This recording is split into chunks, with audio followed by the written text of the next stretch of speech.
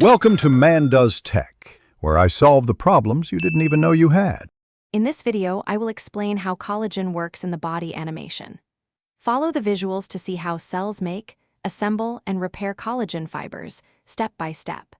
We will point out key components like amino acids, enzymes, and crosslinks using clear, colorful animation cues you can picture easily.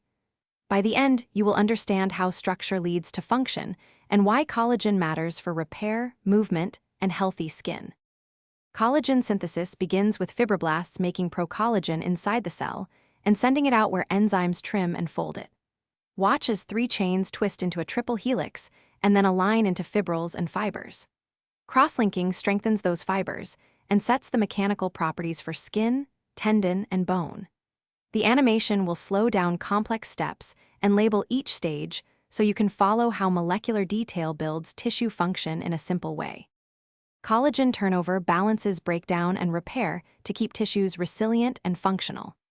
Enzymes like metalloproteinases cleave old fibers, while cells make new collagen to replace them, and the animation shows how timing matters.